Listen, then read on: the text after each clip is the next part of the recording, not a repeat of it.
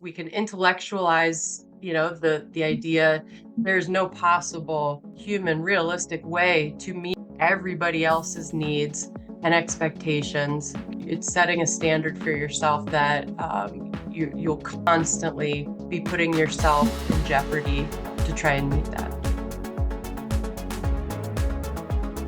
Hi, everybody, and welcome back to the ADHD Eavesdrop, where you can be a butterfly on the wall and listen in on my conversations. Today, we have Jen Kreiner back from Montana. I'm so excited. And we're going to really delve into a topic that I think a lot of people don't think about often enough, and that is ADHD in the workplace. And so we're going to talk about how ADHD can affect the workplace for employers and employees. We're also going to throw some strategies in there for you. And I just want to welcome you back, Jen. I'm so excited to have you. And I'm really excited about this topic because I know that I have worked with people in the workplace before, and it can make huge differences. So welcome back. Thanks, Janine. I appreciate, as always, the invitation to be on your podcast. So, Jen, I know that this has kind of become your niche, your area of expertise when it comes to coaching. And you've done a lot of work with businesses and talked with businesses and corporations about supporting their employees with ADHD. Tell me a little bit about what does ADHD, what problems does it cause in the workplace? I would start with the idea that we're living in a time when the hustle culture in the workplace is a culture that values performance over well-being for employees.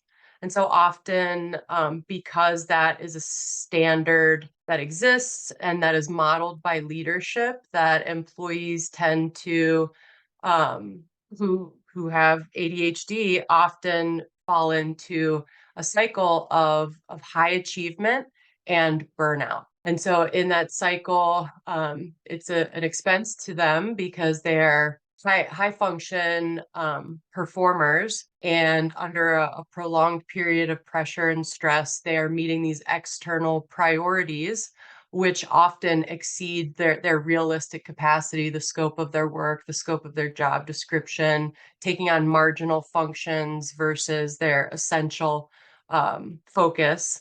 And it just leads to self-neglect. And so as you approach this edge, you're going through the motions and don't even notice moving into this part of the cycle where you burn out, which is a chronic state of mental, emotional, and physical exhaustion. And so this is where you see, procrastination that you just really can't understand. You begin to shut down and disconnect from others around you and from yourself. And it just ends up not being a very efficient way to live. And it takes a lot. It's a very reactive cycle, so it takes a lot to get out of it. So the work that I do with folks is around inviting new practices into their life, building skills so that they can have, still have that same cycle with high achievement and high function, but they invite different practices so that they can maintain their efficiency. And burnout with ADHD, folks, is pretty common when it comes to the workplace because oftentimes it takes us, 3 or 4 times as much energy to complete a task as somebody else. I know burnout got me at the end because it was more than I had the capacity for. And I'm wondering, as you say this, if I had pursued accommodations or done some other things at work, if maybe I could have avoided a little bit of that burnout. Yeah, and therein lies the initial problem is that with underdeveloped executive functioning, which is a part of our symptoms, is that self-monitoring, that ability to see things happening and then make changes for the future and to have different outcomes. That just doesn't exist, and so we have to build that skill up. And so in understanding that we're in these unuseful patterns or unuseful cycles, to reach out for support. And many individuals that I've worked with, like self advocacy is a really challenging uncomfortable space to take up. And so in reaching out for accommodations, you can get, support in different ways. So just to go back, ADA, the Americans with Disabilities Act, provides for individuals who have invisible disabilities. So when we talk about neurodiversity, a neurodivergent individual, somebody with autism, ADHD, learning disabilities, anxiety disorders. And so you are afforded, when you disclose your diagnosis to your employer, to request reasonable accommodations, which can be anything from modifying your job description, modifying your work environment to meet your specific and unique needs. And so also coaching can be a request if it is not an undue hardship or a financial hardship to the organization. They can meet that employee's request. And so the work that I do with individuals is to support them out of the gate, even giving them a template for the proposal for coaching services, but also going into helping them assess, helping them see those patterns and where certain other accommodations can alleviate challenges such as with communication needs or access, environmental stimulation, overload. So yeah, there's a number of ways to support yourself. And again, it's just sitting in the discomfort of advocating for yourself. So when you advocate for yourself, who do you go to? Do you go to your supervisor? Do you go to human resources? Who do you talk to about maybe getting some accommodations? Yeah, that's a great question. So I think the very first should be your direct supervisor. And there's usually a line of communication, but having that conversation, because when you disclose it, your direct supervisor is gonna know and be aware, because if they have to provide certain changes, then they'll be a part of that. And so it should be this interactive, mutual conversation, negotiation based. It's not me versus them. And so that also brings up that it's not always a safe environment to disclose your disability. And so many people are very aware of bias or open discrimination that already exists. And so it's a scary thing. So it has to be an individual's choice to discern if they feel safe enough, if the culture of their organization is safe enough to allow for them to disclose their diagnosis. Because accommodations are ultimately, it's like taking medication. It levels the playing field. It does not create an advantage. And so it's in building those additional skills on top of having the accommodation is where we find our best processes and systems for ourselves so that we have and can maintain balance and wellness. And so I'm thinking about like specific examples of when I was working in an office atmosphere of things that at the time, a lot of them I didn't realize had to do with ADHD, but the inability to organize my thoughts, my tasks, those types of things got worse as the burnout got worse. And forgetting meetings, being late for meetings. All of that stuff I remember really being a problem with me. Time management really threw me off, especially toward the end of my career. But also like some of the emotional aspects of ADHD really affected some of my relationships at work that I didn't realize were being affected. What are some like examples that you have heard or that you've seen of people struggling with at work? Yeah, those are all great examples. So executive functioning is your organization, planning, prioritization, time management, task initiation, emotional regulation. And so I agree, and I have seen things around that for my experience as well. But to talk specifically about emotional regulation and to go back to burnout is that burnout occurs when we're chasing goals without rest. So if you're constantly producing, performing, achieving in your life, whether personal, professional, you're just on the go and you're just a human doing as opposed to inviting any space where you're a human being, you're going to move into that state of burnout, which in burnout, we neglect ourselves, we neglect our basic needs, sleep, quality nutrition, physical movement, connection with others. All of that is so important for our cognitive functions. And so when you get dysregulated in that place, it's just like kind of like this domino effect. Um, but so rest, the definition of rest is activities that we pursue that are not performance based and they recharge us. So when we invite those daily practices into our life, that starts to create the space, the balance that we need in order to maintain high function. And so when I do presentations or outreach or work with clients, it's teaching them how to habit stack, right? Like there's something that you're going to do every day, you're already doing it. And so it's just creating new rituals where you're adding in pieces like how to, reset your nervous system as stressors accumulate throughout the day, that just is stored in us, in our bodies, if we don't take the time to actually process them.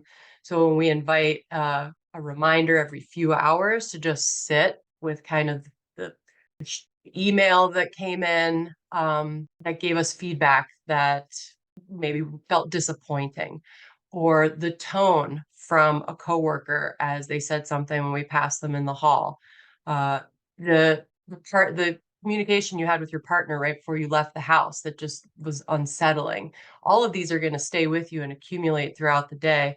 So if you give yourself space, build in these small rituals, whether it's just closing your eyes and being with those experiences and breathing through them, taking a 10-minute walk, to just, it's basically like stopping the input and the output. I'm not taking any information in, I'm not putting anything out. I'm just gonna, take some space and some time to reset my nervous system. That's a big one for emotional regulation. So I'm wondering, when you go to your supervisor or your HR department, you ask for accommodation, would that accommodation then be like more frequent breaks to allow for that time to do that during the day? Yep. And it's so interesting. We don't really live in a world where people take cigarette breaks anymore, but that was just the an automatic. Yep. If you're a smoker, you go take it. It's the same thing, but it's just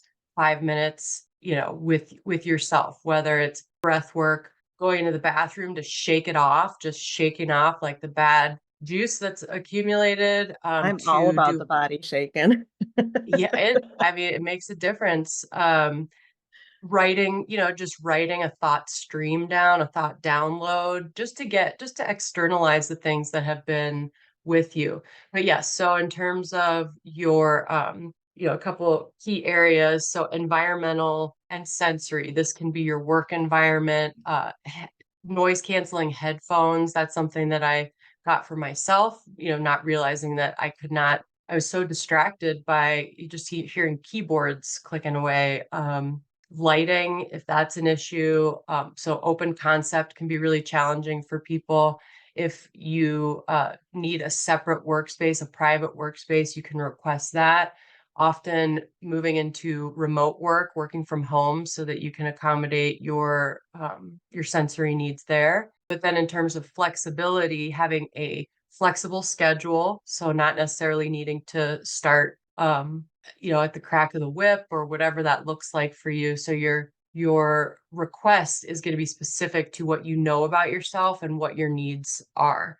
And so those structured breaks, building in structured breaks to your day, that can be a request specifically as well. If it's okay, I'll just go on. So communication is central to everything about a culture at your workplace that is supportive, because it's leadership looking for that input from you. They want to understand what's happening for you so that they can accept the thing that they cannot see, that invisible disability. When we see somebody in a wheelchair, we hold the door for them. We immediately have an understanding and an acceptance of their need to have access and accommodations. We automatically are able to give compassion because we can see their need. And so that's therein lies the challenge. And when I work with leadership, it is this process of truly having employee engagement be this mutual relationship because their goal is to truly understand their needs. And so that brings us to the part about the employers. If you're an employer of somebody with ADHD, what are some important things for you to know? Yeah.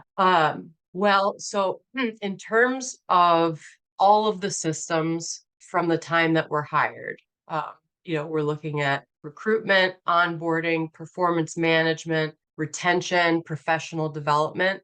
In all of those areas, it is a neuro-inclusive culture applies to all of those systems. And so it's creating an environment that is inclusive and accepting, and that is going to foster safety so that person can be their authentic selves. They don't have to mask, which is a very exhausting way of hiding neurodivergent traits to fit that societal norm, that social and societal norm.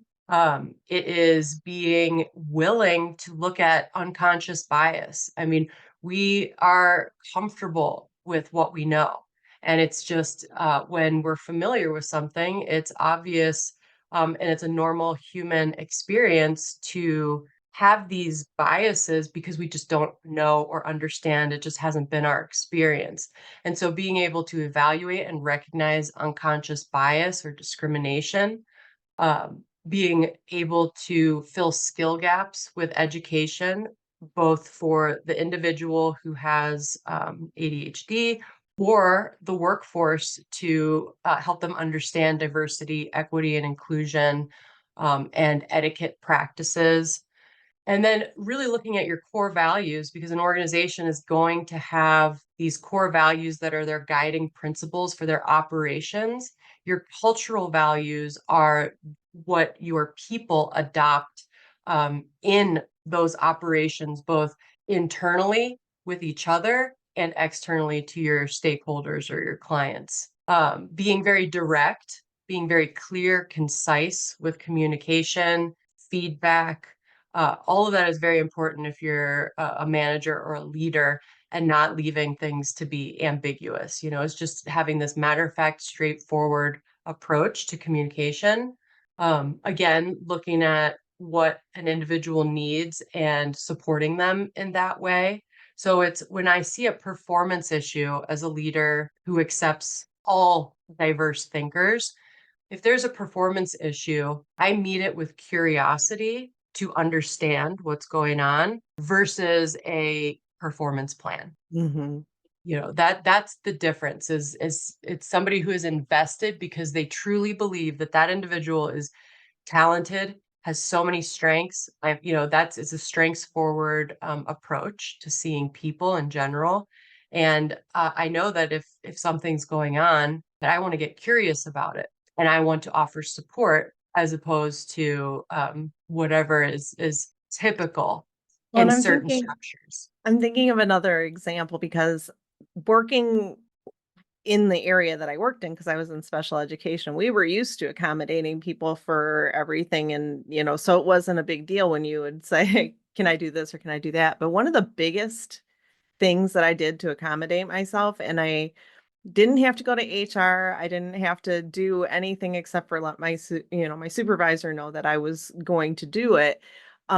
We had an open door policy, so our office doors were supposed to always be open. However, I couldn't concentrate with the sounds that came from the main office area. There was a lot going on.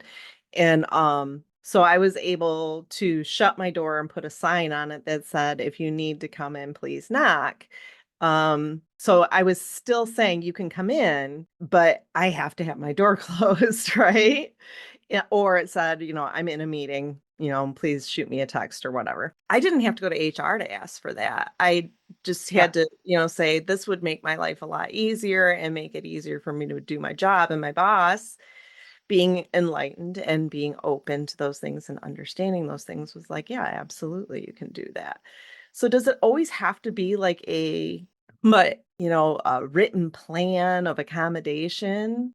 Yeah, so that's a great transition to for folks who do not want to disclose their diagnosis. They just want to keep it to themselves and learn how to support themselves. That is an example of just having like communication with your boss about things that you might need, like uninterrupted work time to put up a sign, because once we're in flow, when you're interrupted, it's really challenging to get back in it. But that really, I mean, the foundation of supporting yourself is around understanding boundaries, internal boundaries and external boundaries. So, an internal boundary for myself is I'm going to get up from my desk and take a lunch every day from 12 to 1. I'm not going to work through lunch because I need to meet this perceived obligation of hustling. So it's building in, I don't look at emails on the weekend. So those are internal boundaries you set for yourself, you stick to them because they support you.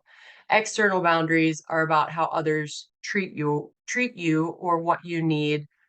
So if you're asking your boss, can I have uninterrupted work time from 9 to 11? So it's just known that if somebody needs something, they'll shoot me an email because I'm going to, check that after lunch or whatever. But it's starting to be okay with saying no to something that is maybe not your responsibility, but you're the one that they go to because they know you'll say yes to take on additional work.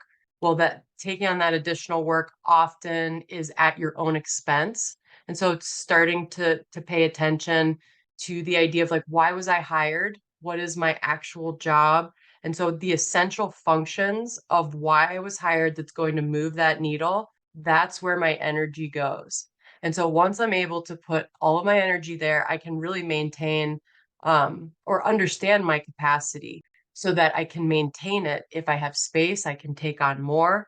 But until you get that baseline, when you've been taking on all this additional work or completing marginal functions, which are just time sucks that really don't move the reason that you have been employed for your specific capabilities in that role, we lose sight really quickly of that and take on those perceived obligations because we want everybody to be happy around us. And so And it's that's an and ADHD thing too, is that people pleaser thing, especially when you right. have some RSD associated with it. You don't want anybody to reject you or feel negatively about you.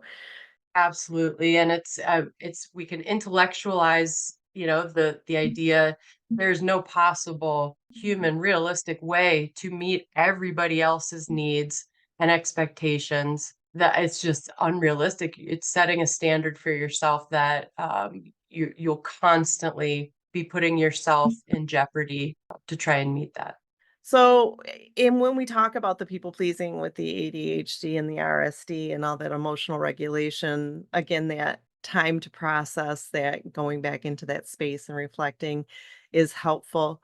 What are some other things that we can do in the workplace to help accommodate ourselves that might not be a very big deal at all, but might be a big change for us? I think with ADHDers in general is finding the structure that works for us. So creating routine in your day that you can be flexible with, but ultimately you're taking the mental load off yourself to plan, prioritize when you know that every day I come in and these are the first few things that I do. And every day after lunch, this is what I do. And so it's if you're holding meetings, having a set meeting every week or whatever that looks like, because you ultimately don't have to do that coordination piece. So it's taking away the things when you institute these rituals that you just don't have to carry. Well, that makes me think of like I've worked with a couple of clients and they've had like just a huge thought shift when we start to talk about when you're writing a routine, the routine doesn't have to be necessarily time oriented, right? It can be sequential scheduling rather than I'm going to do this from this time to this time and this to this time, saying I'm going to do this, then I'm going to do this, then I'm going to do this, then I'm going to do this. Because you always know then that's the next thing I'm gonna do, and clock watching is very difficult for us, right? So you might just do a sequential schedule rather than a time one unless you have meetings that you have to be at or whatever. Yeah, yeah, and time blocking is something that works for some people, and personally for me, I can block as much time as I want on my calendar, but I will ignore it and not do the thing if I'm in flow on another, project, and so I totally agree. It's just understanding what works for you specifically and making that a part, of your routine, and And so, that and brings up that other point, because everybody ADHDs differently, right? And it affects their sure. work differently. And so being a boss with people with ADHD, you can't make a blanket assumption of what it is that that person needs, which brings in that communication even more.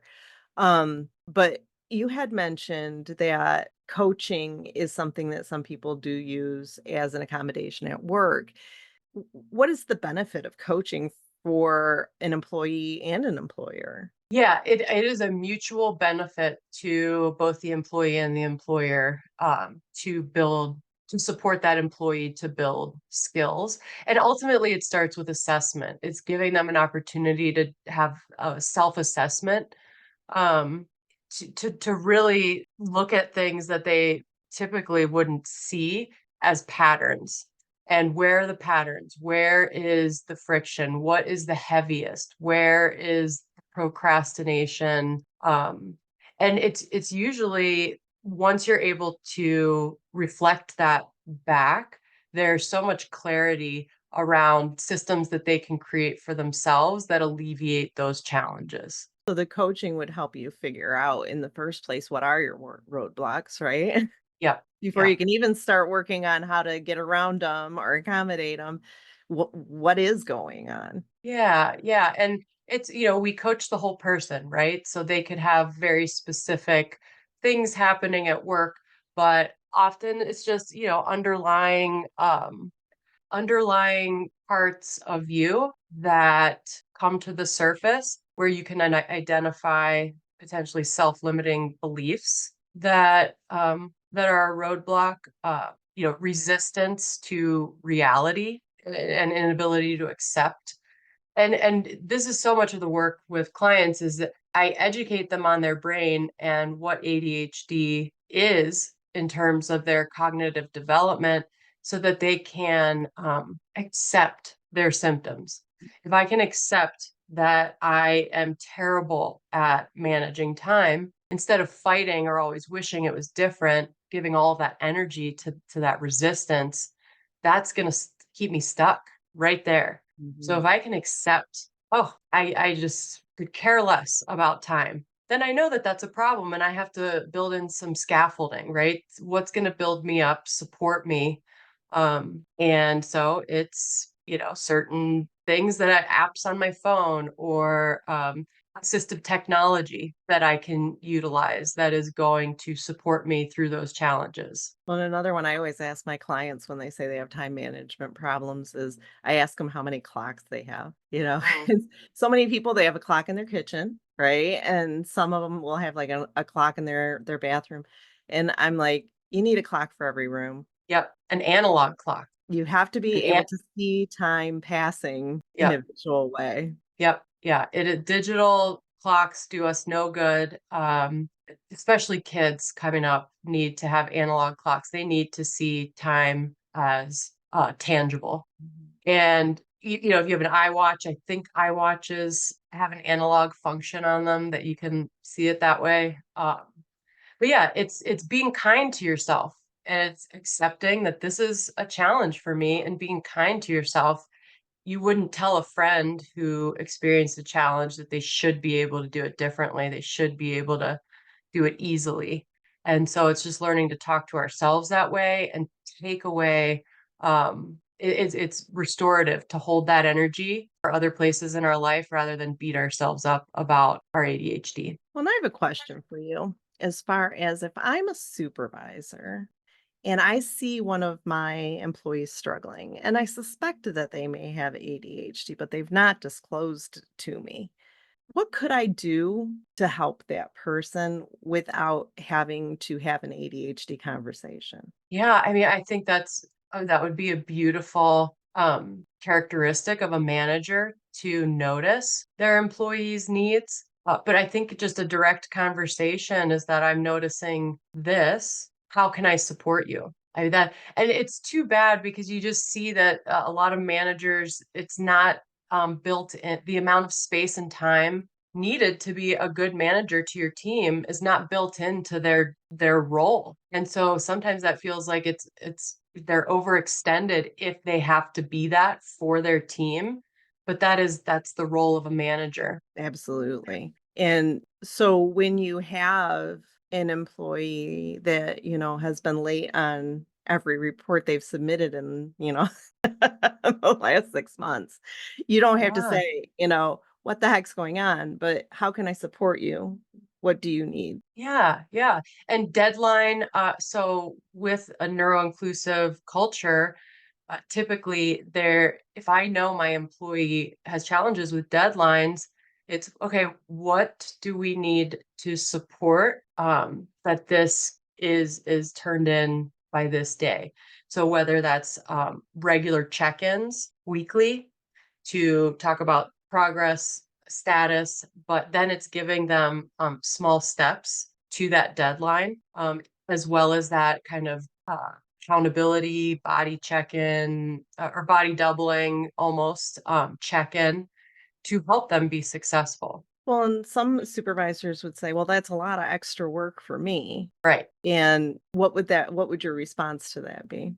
Just as I said, is that in the role of leadership, they have a moral responsibility to their team to be able to support them. Can I And add something what to does that that look too? like? Sure.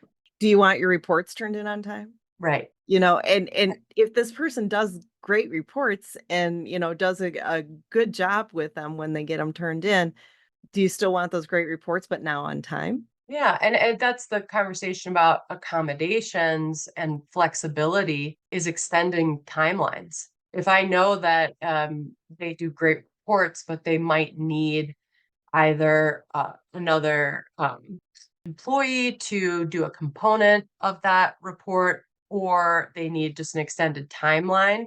It's like instead of fighting reality on their needs and not accepting it, right? Because that manager's just going to be frustrated and stuck in that. How do we solve this? How do we negotiate in a way that we get to a solution that works for everybody? The manager is able to have the report on time and the employee is successful in meeting that. And I had a client who had a similar situation. She oftentimes was getting projects turned in late, very detailed, very excellent projects and reports, but taking too long to get them done. And after doing some exploration through coaching and really looking at the situation, it came down to because she didn't have an absolutely clear idea of what needed to be included in the Mm, report, she included everything, right? yep. Just, I'm going to put everything in there. And so what we ended up doing as an accommodation with her boss was that her boss would give her specific instruction of what needs to be included in the report and that she would only include those things in the report, nothing else. Beautiful. Totally changed the Yep. whole report process for her. Yep. Yep. There's so many times where it's ambiguous what the expectations are. So going back to those overarching themes for all systems is that direct, concise, clear feedback, and setting those standards and expectations. Mhm. Yeah. So if an employee doesn't know what the metric is of a expectation for their success, how can they meet that? Mhm. Yeah, and Yeah, it that's came back great. to that communication thing again, just having that clear, open communication. and having her be able to advocate for herself and say to her boss, well, if I had a clearer understanding of what needs to be in here, I think that would be helpful. And the boss was like, yeah, I can do that, no problem. Right. And another thought that came up in that report, generation is ADHDers lean towards perfectionism. Mm.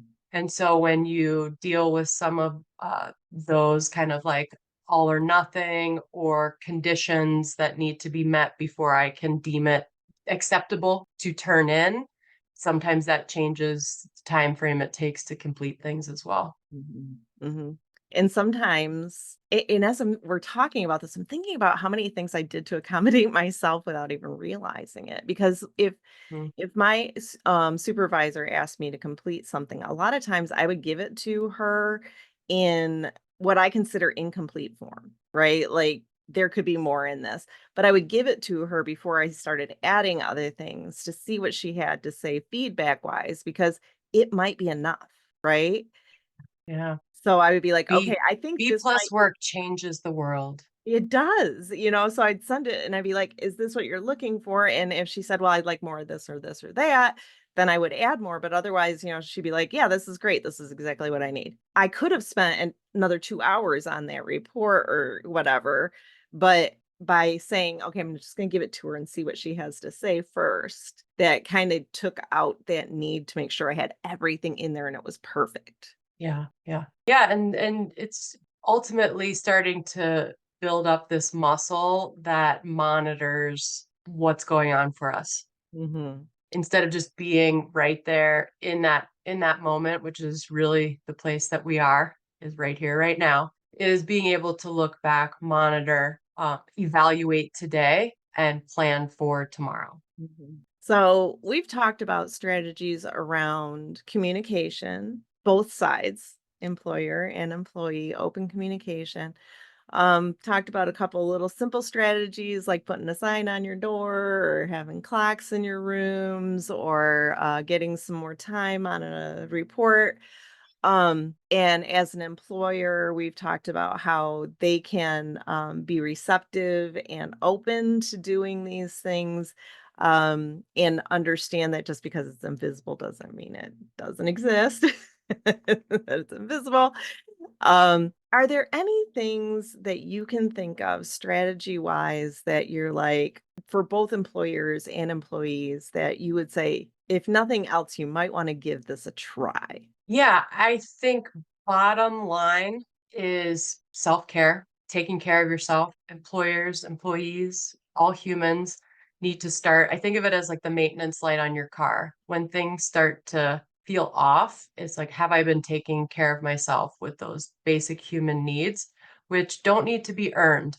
I don't need to perform and achieve to a point where I can finally allow myself to sleep, or eat or whatever the story is I'm telling myself. And then, building in space to your work life, your regular life to invite rest in, having boundaries on both sides.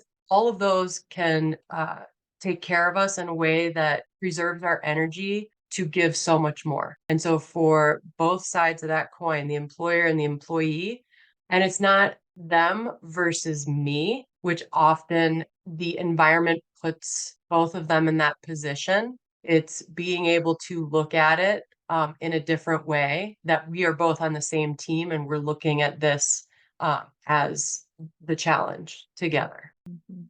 So when you work with companies and clients that are dealing with work situations, what do you think is probably the most common thing that causes real issues in the workplace? A lack of education and unconscious bias, Mm. because So, that's what's designed the systems that are, the box that is really hard for the neurodivergent thinker to fit inside of. not only coaching would be helpful for the employee and the employer, as well as training, right? Absolutely. Yep. Education. So Yes. Would that be considered an accommodation if they decided that they wanted to do a training for leadership in a company about and around ADHD? Would that be considered an ADA accommodation? I don't know if that would necessarily come out of ADA. So if the manager themselves had ADHD, perhaps, but in general, most companies, organizations have a professional development, an education fund, and so that's where that diversity, equity, and inclusion typically is going to come from likely HR. So, Jen, do you work with people who are trying to maneuver this process at work in coaching, or like, do you give advice and consultation around this? Tell me a little bit about what you provide to help in this area. I support employees who are looking for reasonable accommodations and a request for executive function coaching. And I also consult with leadership on implementing neuro-inclusive practices, small steps so that they can get to that place of having a neuro-inclusive culture and understanding what that means. So, if we have listeners out there that are going, this is really kind of tweaking my interest here, how do they get a hold of you and talk to you?